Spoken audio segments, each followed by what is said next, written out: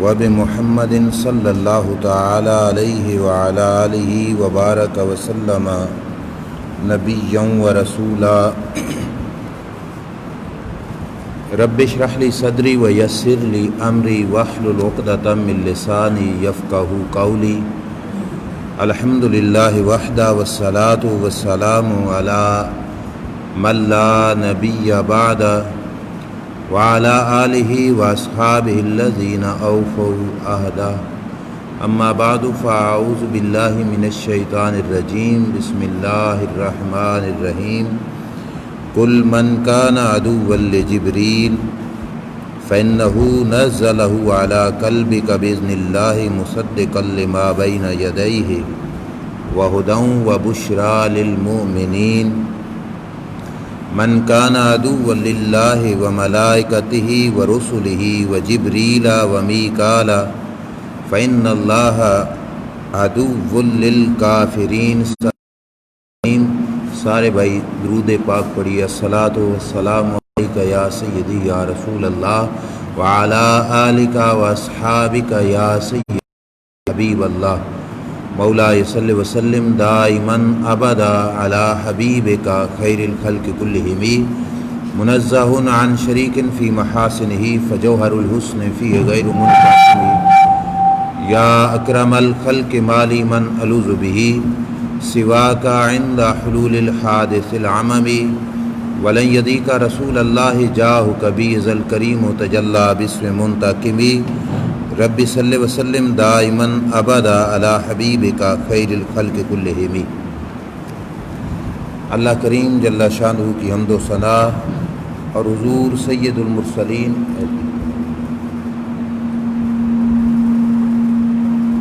خاتم النبیین امام الانبیاء حضرت محمد مصطفیٰ احمد مجتبیٰ صلی اللہ تعالی علیہ وآلہ وبارک وسلم کے دربار گہربار میں ہدیہ درود و سلام بصدد و احترام عرض کرنے کے بعد معزز سامعین السلام علیکم ورحمۃ اللہ وبرکاتہ۔ اللہ کریم جل شانہ کی حمد و ثنا اور اس کے پیارے حبیب صلی اللہ علیہ وسلم کی بارگاہ میں درود پاک کا نذرانہ پیش کرنے کے بعد آج شوال کے مہینے کا پہلا جمعہ شریف ہے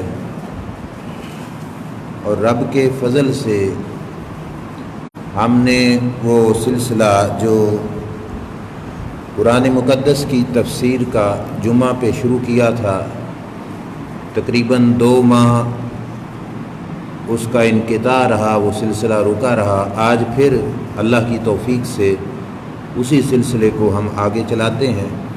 قرآن مقدس کی تفسیر کا سلسلہ سورہ بقرہ کی آیت نمبر 96 تک ہو چکا تھا۔ آج آیت نمبر 97 اور 98 میں نے تلاوت کی۔ اللہ تعالیٰ صحیح بیان کر کے عمل کی توفیق عطا فرمائے۔ آیت نمبر 97 میں اللہ تعالیٰ یوں ارشاد فرماتا ہے، قل اے میرے محبوب آپ فرما دیجئے، من کان عدوا لجبریل کہ جو شخص جبریل کا دشمن ہے، فإنہ نزلہ علی قلبک جبریل تو وہ ہیں جس نے قرآن اے محبوب آپ کے دل مبارک پر اتارا ہے۔ اور آگے اللہ تعالیٰ نے فرمایا مصدقا لما بین یدیہ، قرآن وہ عظیم کتاب ہے جس نے پہلی کتابوں کی تصدیق کی، پہلی کتابوں کا سچا ہونا ثابت کیا۔ قرآن کے بارے میں، حضور کے بارے میں جو پہلی کتابوں نے خبر دی تھی، قرآن نے ان باتوں کی وضاحت کی اور وہ خبریں سچی ثابت ہوئیں، تو قرآن پہلی کتابوں کو سچا ثابت کرنے والا ہوا۔ آگے رب نے فرمایا ہدی و بشری للمؤمنین کہ یہ قرآن ہدایت اور خوشخبری ہے کس کے لیے؟ مومنوں کے لیے۔ اللہ نے فرمایا جو شخص جبریل کا دشمن ہے، تو جبریل نے تو یہ کام کیا، جبریل نے کوئی کسی کا نقصان نہیں کیا۔ جبریل سے دشمنی رکھنے کا کیا مطلب؟ جبریل نے اللہ کے آرڈر سے آپ کے دل پر قرآن کو اتارا، اور قرآن بھی وہ کتاب، عظیم کتاب جس میں اللہ نے ہدایت رکھی، ساتھ بشارتیں رکھیں، اور ساتھ یہ بھی رکھا کہ پہلی جتنی کتابیں گزری ان کی تصدیق بھی اللہ کا قرآن کرتا ہے۔ ساتھ اللہ تعالیٰ نے اپنی طرف سے اس بدبخت لوگوں کے لیے، اس بدبخت طبقے کے لیے اظہار ناراضگی فرمایا کہ جو لوگ اللہ کے فرشتہ جبرائیل سے دشمنی رکھتے ہیں۔ اللہ نے فرمایا من کان عدوا للہ، فرمایا جس نے اللہ سے دشمنی رکھی، وملائکتہ میرے کسی فرشتے سے دشمنی رکھی، ورسلہ میرے کسی رسول سے دشمنی رکھی، وجبریل ومیکال فرمایا جس نے میرے فرشتہ جبرائیل سے دشمنی رکھی یا فرشتہ میکائیل سے دشمنی رکھی، اللہ فرماتا ہے فإن اللہ عدو للکافرین، فرمایا وہ لوگ کان کھول کے سن لیں، اللہ پھر ان سب کا دشمن ہے۔ اللہ نے ان کا نام پھر کافر رکھا، اور کافر نام رکھنے کے بعد یہ بھی فرمایا کہ جو جبریل کا دشمن وہ میرا دشمن، جو میکائیل کا دشمن وہ میرا دشمن، جو میرے کسی رسول کا دشمن وہ میرا دشمن، جو میرے کسی فرشتے کا دشمن فرمایا وہ میرا دشمن، فرمایا فإن اللہ عدو للکافرین، فرمایا اللہ پھر کافروں کا دشمن ہے۔ اس آیت کریمہ کا مفہوم یا تو ترجمہ تھا، مفہوم میں عرض کر کے تفصیل میں پھر جاؤں گا۔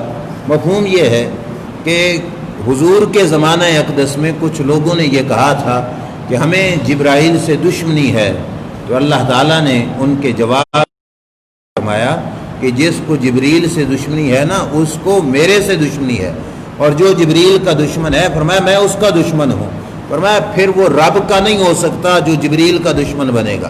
یعنی خلاصہ کلام یہ نکلا کہ بندوں میں سے کچھ بندوں نے جبریل سے دشمنی کا اظہار کیا، تو پھر خالق کائنات نے اور مالک کائنات نے یہ اظہار کیا کہ جو میرے جبریل کا دشمن ہے اس کا میں دشمن ہوں۔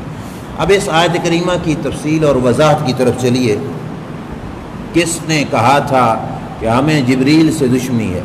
دراصل اس آیت میں اللہ تعالیٰ یہودیوں کی حماقت کو بیان کر رہا ہے، یہودی ان کی بے وقوفی کو بیان کر رہا ہے کہ یہودی اتنے پاگل، انجان، بے وقوف، احمق قسم کے لوگ ہیں کہ انہوں نے جبریل سے دشمنی ڈال کر اللہ سے دوستی کا دعویٰ کیا، جبریل سے دشمنی ڈال کر میکائیل سے دوستی کا دعویٰ کیا۔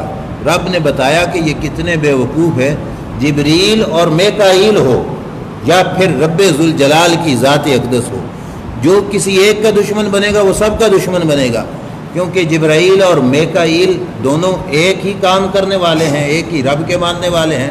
یہ تو ہو ہی نہیں سکتا کہ جو جبریل کا دشمن ہو وہ میکائیل کا دوست ہو، یا جبریل سے دشمنی رکھ کے رب سے دوستی کر لے، فرمایا یہ نہیں ہو سکتا۔ تو یہ بے وقوفی اللہ نے یہودیوں کی بیان کی کہ یہودی کتنے احمق لوگ ہیں کہ جبریل سے دشمنی کر کے وہ یہ سوچتے ہیں کہ ہم میکائیل سے دوستی رکھیں گے، تو اللہ نے فرمایا یہ تو ہو ہی نہیں سکتا کہ جبرائیل سے دشمنی اور میکائیل سے دوستی، فرمایا نہیں، صرف جبریل کی دشمنی ایک ایسا وائرس ہے، فرمایا جبریل کی دشمنی سے رب بھی تم سے دشمنی کرے گا، اللہ کے رسول سے بھی تمہاری دشمنی ہے، اللہ کے سارے فرشتوں سے بھی تمہاری دشمنی ہے، جبریل سے دشمنی رکھ کے تم کسی کے دوست نہیں بن سکتے، کیونکہ جو ورکنگ جبریل کی ہے وہی میکائیل کی ہے، جس کی تابع داری جبریل کرتا ہے اسی رب کی تابع داری جو ہے میکائیل بھی کرتا ہے، تو اس واسطے فرمایا کہ یہ تمہاری بے وقوفی ہے۔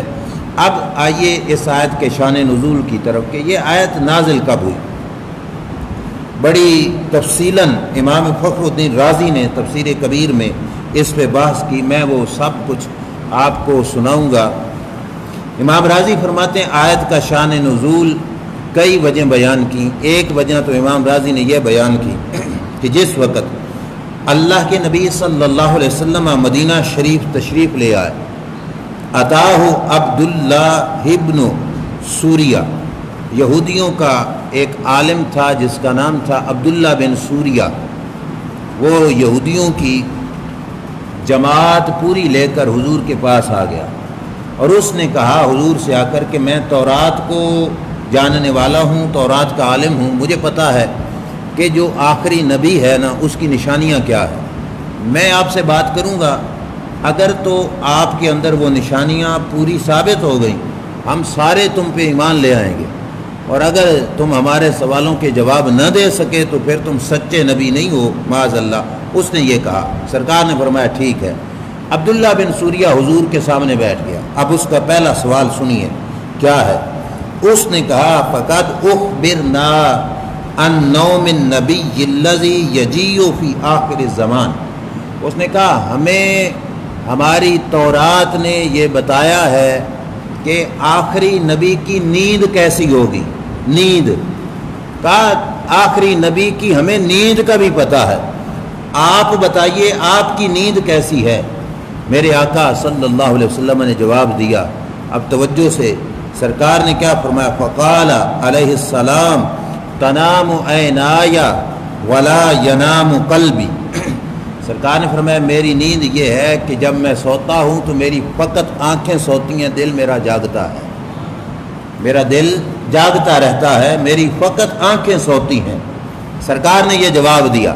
عبداللہ ابن سوریہ یہودیوں کا عالم کہنے لگا واقعی صحیح بات ہے، آپ کی اندر یہ نشانی پوری ہے۔ تورات نے یہ بتایا تھا کہ آخری نبی ایسا ہوگا کہ اس کی نیند ایسی ہوگی کہ آنکھیں بند ہوں گی لیکن دل جاگ رہا ہوگا، دل نہیں سوئے گا۔ یہ روایت تھوڑا یہاں پہ ہی ذہن رکھنا، میں درمیان میں ضمناً ایک بات عرض کرتا چلوں، حضور کی نیند تو نیند رہی، ہم سو جائیں، ہمیں نیند آ جائے تو ہمارا وضو ٹوٹ جاتا ہے۔ اللہ کے نبی صلی اللہ علیہ وسلم سو جائیں تو حضور کا وضو نہیں ٹوٹتا۔ کیوں؟ کیونکہ حضور کی فقط آنکھ سوتی ہے، دل نہیں سوتا، دل جاگ رہا ہے اور حضور کو خبر ہے کہ مجھ پہ کیا گزر رہی ہے۔ اور یہاں پہ جو خاص بات میں عرض کرنے لگا ہوں وہ یہ ہے، ہمارے حضور پیر سیال خواجہ محمد قمر الدین سیالوی رحمۃ اللہ علیہ کے فیض یافتہ بزرگ آستانہ عالیہ ورشہ شریف کے پچھلے سابقہ سجادہ نشین تھے حضور خواجہ غلام فخر الدین شاہ صاحب رحمۃ اللہ تعالی علیہ۔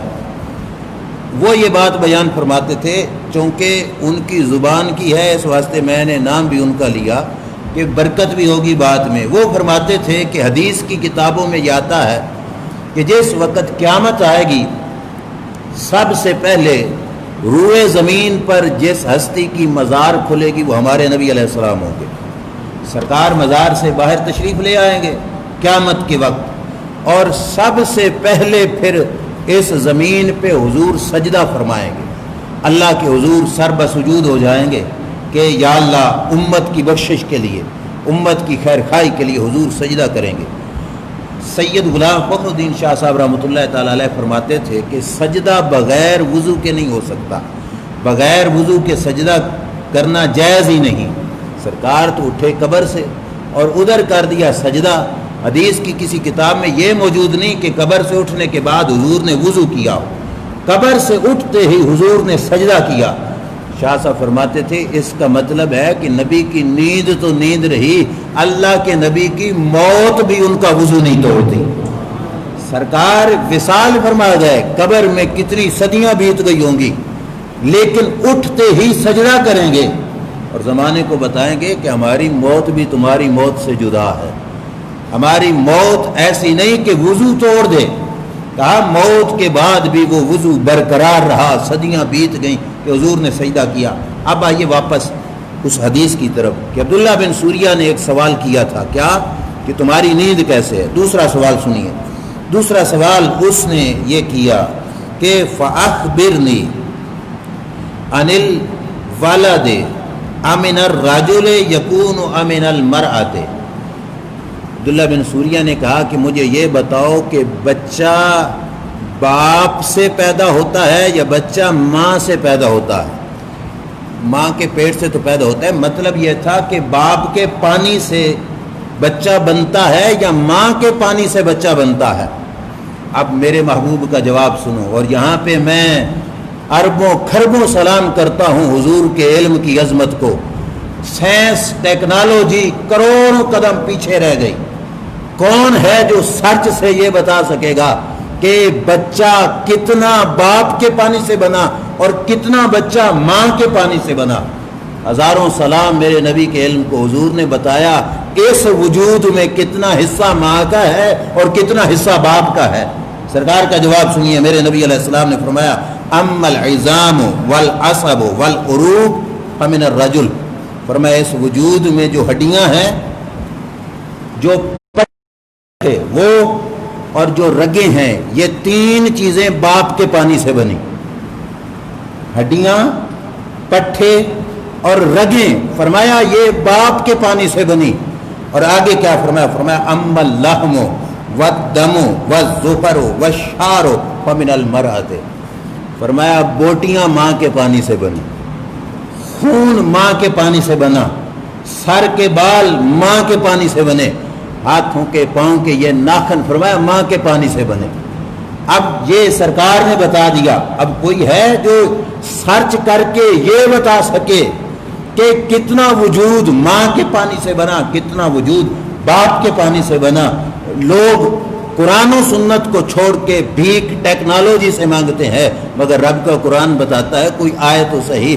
اللہ کے قرآن نے علم کے خزانے کتنے جمع کر کے رکھے ہوئے ہیں، سرکار نے بتایا اتنا حصہ باپ سے ہے، اتنا حصہ ماں سے ہے۔ اب یہودیوں کا عالم جو سوال کر رہا تھا وہ کیا کہنے لگا؟ وہ کہنے لگا صدقتا، آپ کا جواب سچا ہے، جواب صحیح ہے جو آپ نے جواب دیا۔ اور یہ عظمت ہے علم کے میدان میں میرے نبی علیہ السلام کی کہ حضور جتنا عالم کائنات میں دوسرا نہیں ملے گا، جتنا علم حضور کا ہے کائنات میں کوئی دوسرا نہیں ہوگا۔ کیوں؟ جتنے بڑے بھی عالم بنے کتابیں پڑھ کر بنے، کسی کے پاس گئے تو بنے۔ میرے نبی علیہ الصلوۃ والسلام کا لقب ہے امی، کہ کسی کے شاگرد نہیں بنے، لیکن علم میں یہ کمال کہ بڑے بڑے عالم آنکھیں کھول کے بیٹھ جاتے کہ ان کا علم کتنے کمال کا ہے۔ کسی عام انسان سے نہیں پڑھا، اللہ نے خود اپنے محبوب کو پڑھایا، کسی سے نہیں پڑھا، امی بے پڑھے، کسی کے شاگرد نہیں، شاگرد ہیں تو فقط رب ذوالجلال جل شانہ کے ہیں۔ یہ سوال بھی حضور نے جواب ٹھیک دیا۔ اب عبداللہ بن سوریہ یہودی کا اگلا سوال سنیے، اس نے سوال کیا فما بال الرجل یشبہ امامہ دون احوالہ او یشبہ احوالہ دون امامہ، عرض کرتا ہے یا رسول اللہ صلی اللہ علیہ وسلم، وہ تو حضور کو رسول نہیں مانتے تھے، یہ تو اپنے اعتبار سے میں نے لفظ بولا۔ اس نے حضور سے کہا کیا وجہ ہے کہ بچہ کبھی کبھی چاچوں کے مشابہ ہوتا ہے، ماموں جیسا نہیں ہوتا، مطلب اس کے اندر مشابہت جو ددیال ہوتے ہیں، جو دادکے فیملی ہوتی ہے ادھر ہوتی ہے، ننہال میں نہیں ہوتی۔ اور آگے کہا اور کبھی ایسا ہوتا ہے کہ بچے میں مشابہت ننہال کی آ جاتی ہے، یعنی نان کے گھرانے کی، ددیال دادکے گھرانے کی نہیں ہوتی۔ اب دیکھو نا علم مصطفیٰ صلی اللہ علیہ وسلم کی عظمت، کوئی جس رنگ میں بھی پوچھنے آیا حضور نے جواب دیا۔ حالانکہ سرکار یہ تو فرما سکتے تھے بھائی مجھ سے پوچھنا ہے تو نماز کا مسئلہ پوچھو، روزے کا پوچھو، حج کا پوچھو یا زکوٰۃ کا پوچھو، یہ کیا مجھ سے آپ نے بایولوجی یا یہی سلسلہ شروع کیا؟ لیکن میرے نبی علیہ السلام نے اس کا بھی جواب دیا، فرمایا ہاں کبھی بچہ باپ پہ جاتا ہے، کبھی ماں کی فیملی پہ جاتا ہے۔ اس کی وجہ یہ ہے، فرمایا رحم کے اندر جب پانی ماں کا بھی جاتا ہے باپ کا بھی جاتا ہے، دونوں پانیوں سے بچہ بنتا ہے، فرمایا اگر پہلے پانی ماں کا چلا جائے رحم میں تو پھر بچہ نان کی ننیال ماں کی فیملی پہ جاتا ہے، اور اگر رحم میں پہلے پانی باپ کا جائے تو پھر بچہ ددیال پہ یعنی داد کی فیملی پہ جاتا ہے۔ اللہ کے نبی صلی اللہ علیہ وسلم نے یہ جواب بھی دیا۔ یہودیوں کا عالم یہ جواب سن کے کہنے لگا صدقتا، یہ بات بھی سچی ہے، آپ کا جواب درست ہے۔ میرے نبی علیہ الصلوۃ والسلام سے اس نے اگلا سوال کیا، اب سوال سننا، کہنے لگے او یہودی کہنے لگا کہ ہمیں اس بات کی خبر دیجئے ای الطعام حرم اسرائیل علی نفسہ، یہ بتاؤ اللہ کے نبی حضرت یعقوب علیہ السلام نے کون سا کھانا اپنے اوپر حرام کیا ہوا تھا، یعنی کون سی غذائیں تھیں جو یعقوب علیہ السلام اور یوسف علیہ السلام کے والد گرامی، وہ کون سی غذائیں تھیں جو یعقوب علیہ السلام نے اپنے اوپر حرام کی تھیں کہ میں نہیں کھاؤں گا۔ اب آپ مجھے بتاؤ، یعقوب علیہ السلام کا زمانہ حضور کے زمانے سے صدیوں پہلے کا، اور نہ اس وقت کوئی سیرت اور تاریخ کی کتابیں چھپی ہوئی تھیں کہ جس میں لکھا ہو کہ یعقوب علیہ السلام نے زندگی ایسے گزاری، اور نہ حضور علیہ السلام نے کسی مدرسے میں یا کسی کے پاس جا کے پڑھا۔ لیکن حضور سے یہ سوال کر کے وہ یہودیوں کا عالم کہتا ہے کہ ہماری تورات بتاتی ہے کہ جو اللہ کا آخری نبی ہوگا اس کو اس چیز کا علم ہوگا کہ یعقوب علیہ السلام نے کون سی چیز اپنے اوپر حرام کی تھی۔ میرے نبی علیہ السلام نے انتظار بھی نہیں کیا۔ کچھ لوگ یہ کہتے ہیں نا کہ جبریل آئے بتائے تو پھر حضور کو پتہ چلے۔ یہ بات ضرور ہے کہ اللہ کے محتاج ہیں حضور علیہ السلام، لیکن جبریل کے نہیں۔ ہو سکتا ہے کبھی کوئی بات رب جبریل کے واسطے سے بتائے، اور کبھی جبریل کے بغیر بلا واسطہ رب اپنے علم کو اپنے محبوب کے سینے پہ اتار دے۔ یہاں پہ ادھر سے وہ پوچھتا گیا، ادھر حضور جواب عطا فرماتے گئے۔ میرے نبی علیہ السلام نے اس کا جواب بھی دیا۔ سرکار نے فرمایا ہاں مجھے پتہ ہے یعقوب علیہ السلام نے کون سی دو چیزیں حرام کی تھیں، اور پھر جواب بھی حضور نے تھوڑا تفصیلی دے دیا۔ سوال مختصر تھا، جواب حضور نے تھوڑا کھول کے دیا۔ حضور علیہ السلام نے ارشاد فرمایا کہ دراصل بات یہ ہے کہ ان اسرائیل مارد مردن شدیدہ، حضرت یعقوب علیہ السلام بہت زیادہ بیمار ہو گئے تھے۔ فطال سقمہ، ان کی بیماری بڑھ گئی، تو ان کو جو ہے اس بیماری جب بڑھی تو انہوں نے ایک منت مانی۔ منت یہ مانی فنظر اللہ نظرا لئن آفاہ اللہ من سقمہ لیحرمن علی نفسہ احب الطعام والشراب، کہ اللہ مجھے اس بیماری سے اگر شفا دینا تو میں اپنی پسند کی، خاص پسند کی دو چیزیں اللہ کی رضا کے لیے چھوڑ دوں گا۔ اپنی خاص پسند میں رب کے لیے چھوڑ دوں گا، اللہ مجھے بیماری سے شفا دے۔ اللہ نے دے دی شفا۔ تو یعقوب علیہ السلام کو ایک پسند تھا اونٹ کا گوشت اور دوسرا اونٹنی کا دودھ، تو حضرت یعقوب علیہ السلام نے یہ دونوں چیزیں اپنے اوپر روک لیں اللہ کی رضا کے لیے کہ میں اپنی پسند، اپنے نفس، اپنی ذات کی پسند رب کے لیے میں چھوڑ دیتا ہوں۔ سرکار نے فرمایا مجھے پتہ ہے یعقوب علیہ السلام نے کون سی چیزیں چھوڑی تھیں، ایک تھا اونٹ کا گوشت اور دوسرا اونٹنی کا دودھ۔ حضرت یعقوب علیہ السلام نے یہ دونوں چھوڑے تھے۔ جواب سن کے یہودی کہنے لگا صدقتا، یہ جواب بھی سچا ہے۔ میرے نبی علیہ السلام کے سامنے بیٹھا ہوا یہودی کہنے لگا سوال پورے ہو گئے، بس ایک بات رہ گئی، وہ بتا دو تو ہم سارے یہودی آپ پہ ایمان لے آئیں۔ میرے نبی علیہ السلام نے فرمایا پوچھو۔ کہنے لگا یہ بتاؤ کہ کون سا فرشتہ ہے جو اللہ کا پیغام لے کر آپ پہ اترتا ہے اور آپ کو رب کا پیغام سناتا ہے۔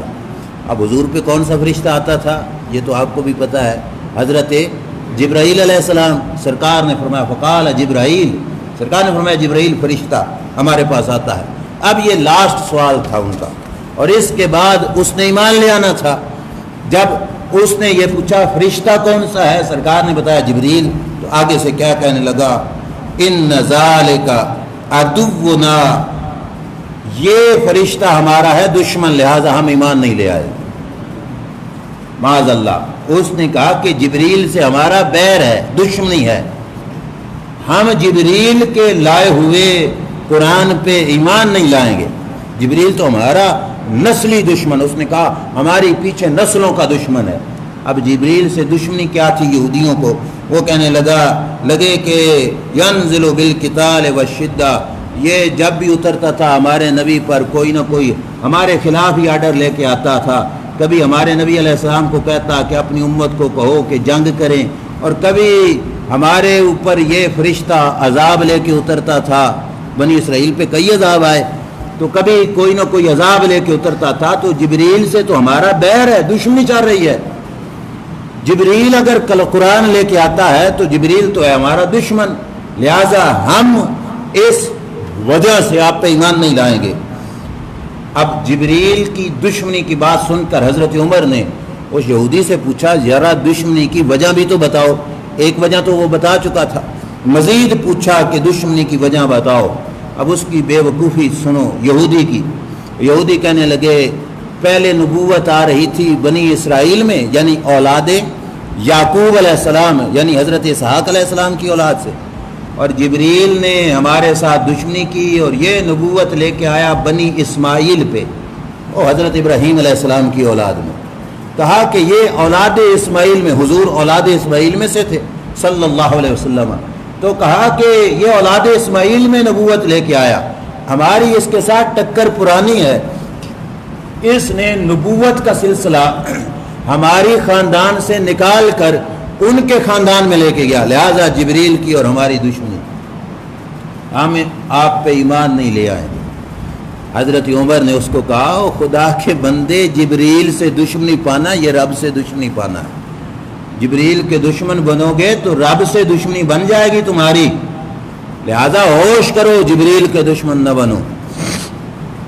اب یہ خیال تھا حضرت عمر کا، سوچ تھی حضرت عمر کی، اور یہ حضرت عمر کی فضیلتوں میں سے ہے کہ قرآن کی تقریباً 22 آیتیں حضرت عمر نے سوچا اور اسی سوچ کی طرح اللہ نے قرآن بھی نازل فرما دیا. حضرت عمر کا جواب تھا یہودی کو کہ یہودی اللہ سے دشمنی کر رہے ہو جبریل سے دشمنی کر کے. اللہ نے آیت اتار دی، یہی آیت جو میں نے خطبے میں پڑھی، آیت نمبر 97 اور 98.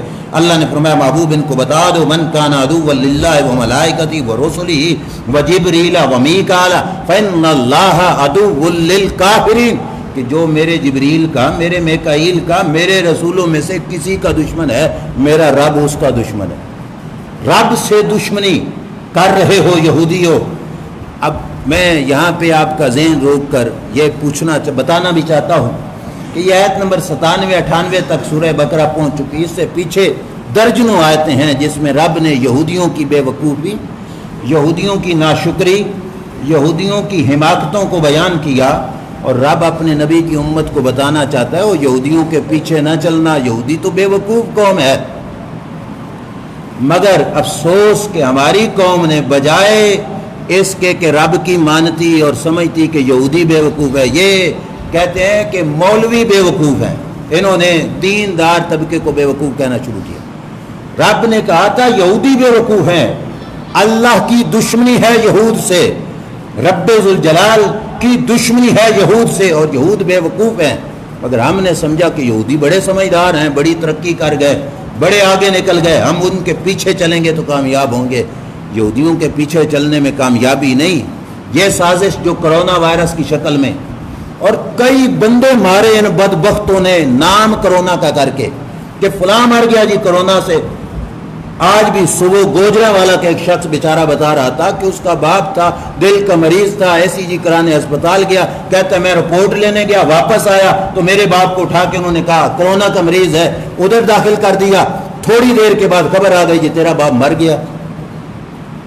یہود کی سازش میں مسلمان اتنے بے وقوف بنے.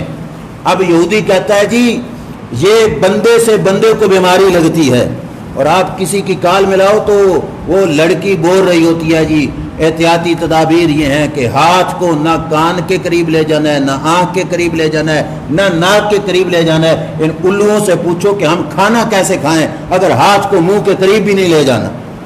اور پھر تمہاری بتائی ہوئی تدابیر پہ عمل کرتے ہوئے منہ پہ ماسک چڑھانا ہے تو کانوں کو تو ہاتھ لگیں گے، پھر ماسک کیسے چڑھائیں کہ اگر ہاتھ کو کان کے قریب بھی نہیں لے جانا.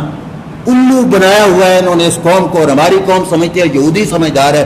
رب نے فرمایا اتنے بے وقوف ہیں جو کہتے ہیں جبریل سے دشمنی ہے، میکائیل سے یاری ہے. میرے رب نے فرمایا جبریل کے دشمن میکائیل کے یار نہیں بن سکتے. میکائیل کے بھی دشمن ہے، رب بھی دشمن ہے، اور جس کا رب دشمن ہو وہ ہمیں سیدھی راہ پہ لے جا سکتا ہے. رب دشمن، رب نے فرمایا یہود کے ساتھ میری دشمنی ہے، جس سے رب کی دشمنی اور جس کی رب سے دشمنی وہ مسلمانوں کا بھلا خیر خواہ ہو سکتا ہے، مسلمانوں کی بہتری سوچے گا، مسلمانوں کی بھلائی کرے گا. اللہ تبارک و تعالیٰ بتاتا ہے کہ جو میرے کسی بھی نیک بندے کا دشمن ہو، فرمایا نا من عادی لی ولی فقد آذنتہ بالحرب، فرمایا جو میرے کسی ولی سے، میرے کسی پیارے سے دشمنی کرے گا، اللہ فرماتا ہے میرا اس کے ساتھ اعلان جنگ ہے. رب سے کوئی ہے مائی کا لال جو جنگ کر سکے گا؟ کرونا سے بچتے بچتے یہ بنی اسرائیل کی شکل بن رہی ہے ان یہودیوں جیسی. ہم یہودیوں کے ایک نقش قدم پہ چلے. یہود کے بارے میں رب نے قرآن میں فرمایا تھا فَأَرْسَلْنَا عَلَيْهِمُ الطُّوفَانَ وَالْجَرَادَ وَالْقُمَّلَ وَالضَّفَادِعَ وَالدَّمَ آيَاتٍ مُفَصَّلَاتٍ فَاسْتَكْبَرُوا وَكَانُوا قَوْمًا مُجْرِمِينَ. اللہ فرماتا ہے میں نے ان پہ طوفان کا عذاب بھیجا. طوفان کے عذاب کے بعد فرماتا ہے رب کہ میں نے ان پہ ٹڈی بھیجی, مکڑی. فَأَرْسَلْنَا عَلَيْهِمُ الطُّوفَانَ وَالْجَرَادَ. یہ مولوی کا فتویٰ نہیں, اللہ کا قرآن ہے جس کا ایک ایک لفظ سچا ہے. فرمایا طوفان کے بعد مکڑی آئی, اس مکڑی نے بنی اسرائیل کی فصلیں کھا گئی اور وہ روتے رہے کہ ہمارا غلہ برباد ہو گیا. آج کرونا وائرس کے ڈرامے کے بعد مکڑی آئی, وہ رب کا عذاب تھا. اس عذاب سے بچنے کا حل تھا کہ مسجدیں کھولی جاتی, رب کے دربار میں جھکا جاتا, توبہ طائب ہوتے. اب مکڑی آئی. بیشتر علاقے پاکستان کے مکڑی کی آفت میں جو ہے آفت زدہ ہو چکے ہیں اور مکڑی درختوں کو فصلوں کو کھائے جا رہی ہے اور برباد ہو رہی ہیں ہماری فصلیں. اب ان سے پوچھو SOPs تیار کرو مکڑی سے بچنے کے لیے, کیسے بچو گے؟ منبر بتائے گا, قرآن بتائے گا. دوسری SOPs نہیں, ایک ہی ہے کہ واپس پلٹو, رب کے دربار میں توبہ کرو, سجدہ کرو, اللہ کے بندے بنو. جتنا اس کے قریب جاؤ گے اللہ عذابوں کو دور فرمائے گا. والجراد والقمل, اللہ نے فرمایا بنی اسرائیل پہ ٹڈی کے بعد جوئیں آئیں, ہر چیز میں جوئیں, بدن پہ, بستر پہ, کھانے کے پیالے میں جوئیں اتنی کثیر ہو گئیں, یہ عذاب تھا ان پہ. والضفادع, مینڈکیں آ گئیں ہر چیز میں. توے پہ روٹی ڈالنے لگتے تو مینڈکوں کا بھرا ہوا, سالن میں چمچہ ہلاتے تو مینڈک سے بھری ہوئی ہنڈیا. والضفادع والدم, فرمایا خون بھیج دیا میں نے. خون کیسے بھیجا کہ پانی کا گلاس بھرتے منہ کے قریب لے جاتے تو وہ بھرا گلاس پانی کا نہیں خون کا بن جاتا. آٹا گوندنے کے لیے پانی ڈالنے لگتے تو وہ پانی نہیں ہوتا تھا, خون بن جاتا. اللہ اس طرح عذابوں میں جگڑتا ہے, لیکن چھٹکارے کا حل یہ ہے کہ توبہ طائب کی جائے, اللہ سے معافی مانگی جائے, رب کے حضور جھکا جائے, اللہ کے حضور سر بسجود ہوا جائے. لیکن ہم اس بات پر, میں نے ویسے پورا موضوع لگانا تھا لیکن اگر ابھی تک خبر کی تصدیق نہیں ہوئی, لیکن خبر چل رہی ہے سوشل میڈیا پہ کہ حضرت عمر بن عبدالعزیز رضی اللہ تعالی عنہ کے مزار شریف پہ حملہ ہوا اور ان کی مزار شریف کی بےرحمتی ہوئی, مزار شریف کو گرایا گیا. اللہ فرماتا ہے میرے بندوں سے دشمنی نہ لینا, میں تم سے جنگ کروں گا. کوئی عمر بن عبدالعزیز سے دشمنی, یہ وہ بندہ تھا جس کے زمانے میں شیر اور بکری ایک جگہ سے پانی پیتے تھے, اور آپ کے زمانے اقدس میں یہ صورتحال تھی کہ کوئی کسی پہ ظلم نہیں کرتا تھا. کسی کی بکری شیر اٹھا کے لے گیا نا تو وہ رونے لگ گیا. کتابوں میں یہ بات موجود ہے. کسی نے کہا یار اتنا بڑے ریوڑ کا مالک ہو اور ایک بکری پہ اتنی ہنجوئیں بہائے جا رہے ہو. اس نے کہا بکری پہ نہیں رو رہا, آج عمر بن عبدالعزیز کا لگتا ہے انتقال ہو گیا ہے. انہوں نے کہا تجھے کیسے پتہ چلا؟ اس نے کہا جب تک وہ زندہ تھا کبھی کوئی شیر بکری پہ حملہ نہیں کرتا تھا. رب کا عدل و انصاف والا بندہ جب تک روئے زمین پہ تھا بکری پر شیر نہیں حملہ کرتا تھا. اس نے کہا آج اگر میری بکری اٹھا کے لے گیا ہے تو لگتا ہے عمر بن عبدالعزیز فوت ہو گئے. میں بکری پہ نہیں, عمر بن عبدالعزیز کے وصال پہ رو رہا ہوں. اللہ کا وہ کریم بندہ, ان کی مزار کی بےرحمتی اگر خبر سچی ہے تو اس مقام پر جو ہمارے عالمی ادارے ہیں ان کو نوٹس لینا چاہیے کہ کتنی بڑی بےرحمتی کی گئی اور امت مسلمہ کے سینے کو زخمی کیا گیا. ہمیں درد ہے اس بات کا کہ ایسی صورتحال اور پھر امت مسلمہ کے ایمان کو کیوں خراب کرنے کی کوشش کی جا رہی ہے.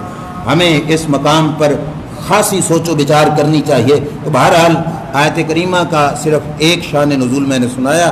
انشاءاللہ اگلے جمعہ پر دوسری روایت اور پھر اس دونوں آیتوں کو مکمل کروں گا. رب کی بارگاہ میں دعا ہے رب ذوالجلال ہمیں عمل کی توفیق عطا فرمائے. وآخر دعوانا